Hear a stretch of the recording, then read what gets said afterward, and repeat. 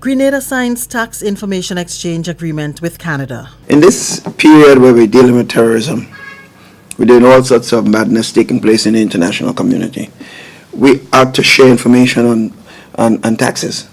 Details to this story and more in the National Report.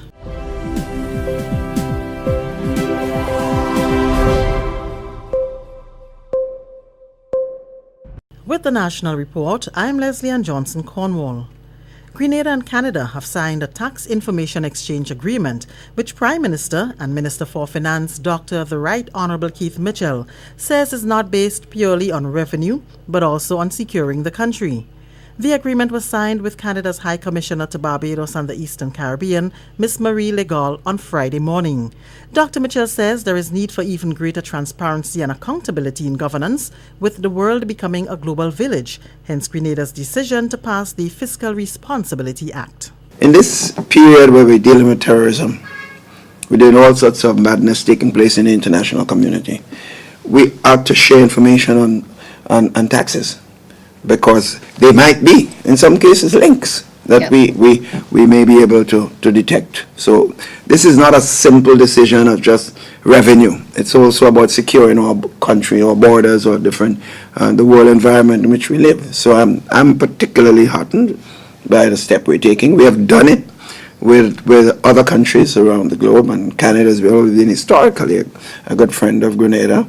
And therefore, we're heartened to be where we are today. I know some companies are also looking forward to this sign today, because it will help protect them, to demonstrate that they are, in fact, meeting the fundamental responsibility to the countries from which they come. The Tax Information Exchange Agreement is designed to promote international cooperation in tax matters through exchange of information.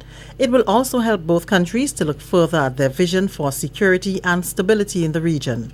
Ms. Legault says the signing shows that Grenada and Canada are committed to transparency. This signature this morning really is something that I'm very proud that we're doing, because it will be something that will increase our relationship on the economic side.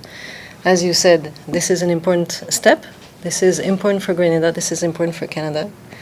And I'm very happy that we're able to do this. I look forward to working with you on this, to seeing how we can increase it, how we can demonstrate that both Grenada and Canada are committed to transparency and increasing the value for our businesses in Grenada and relationship with Canada.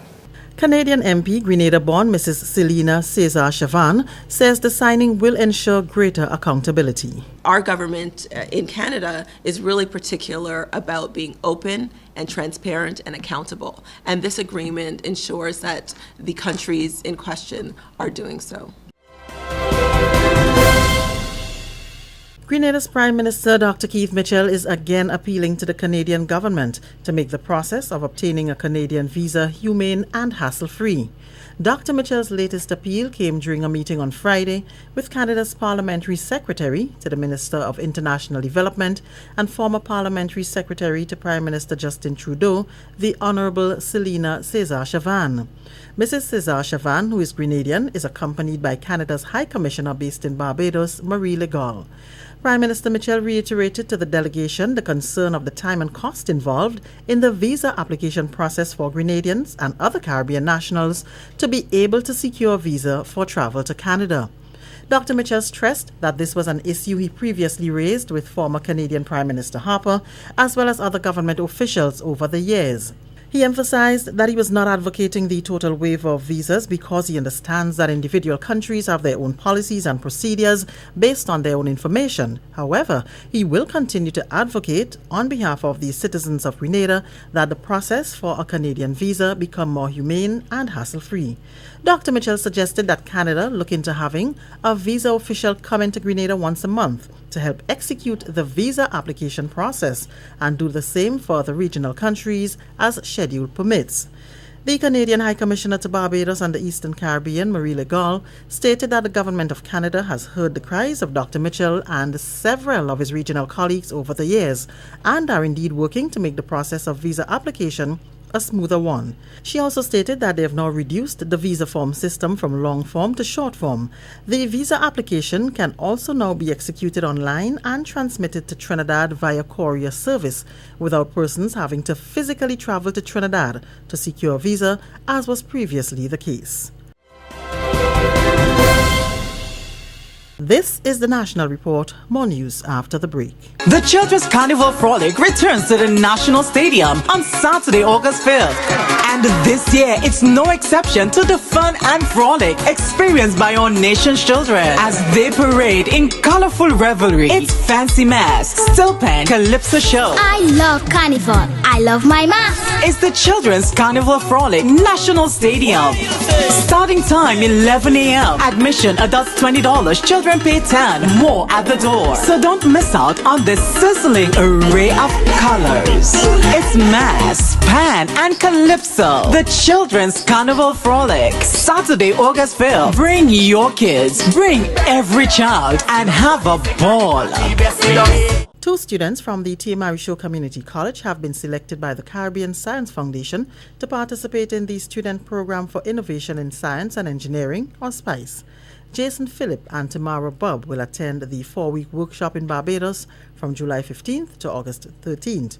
Annette Moore has details. Each summer since 2012, the workshop is offered to the most gifted 16 and 17-year-old Caribbean students who are interested in pursuing careers in science, technology, engineering, and math disciplines. The goal of the Student Program for Innovation in Science and Engineering, better known as SPICE, is to groom these students into the next generation of high-technology science and engineering leaders and entrepreneurs in the region. Jason, who majors in physics, pure mathematics, chemistry, and accounting at TAMCC, was pleased to learn 2 weeks ago that he had been selected. My teacher, Mr. Noel, my chemistry teacher, told me to apply, so he said it was a good initiative to try to get exposure in science, so I decided to try it out. So I applied and they accepted me. So. Tamara, a math, physics, chemistry, and biology major at TAMCC, an aspiring engineer, is delighted to be chosen. I really hope that I can grow as a person, learn how to manage my time properly, stop procrastinating, and really learn how to use my full potential. From the persons who attended, they said it's very, very intense, but it actually lays the platform for you all to be successful. We want to administration partner with TAMCC to ensure is that we can add vigor into this. We can push this so that we can expose our students. We can afford them that opportunity where they can blossom. We're creating a platform really for them to take off. I'm most looking forward to learning about higher level physics because that's the field I plan to go into, engineering. Hensley Noel is responsible for selecting and preparing students to apply for the SPICE program in Grenada. We always have top students going to SPICE. People like Blossom Filbert, the first one who went, she got numerous awards. Another participant was Ryan DeRiggs, who was the overall Unit 2 top performer at the CAPE 2015 exams. DeRiggs is now at McMaster University in Canada on the road to becoming a biomedical engineer. Noel says involvement in SPICE is looked upon favorably by universities when accepting students. This year's sponsors for SPICE include the long-standing sole contributor, the Petner Foundation, founded by Nicholas Earl Braffett, joined this year by the Eastern Caribbean Central Bank. SPICE graduates are currently enrolled at prestigious tertiary institutions such as the Massachusetts Institute of Technology, Stanford and Harvard Universities, and the University of the West Indies. So I want to congratulate you all, congratulate your parents, and to say to you that this is a platform for you to really take off.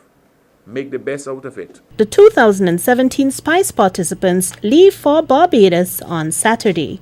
For the National Report, I'm Annette Moore. And that's the National Report. I'm Leslie Ann Johnson Cornwall.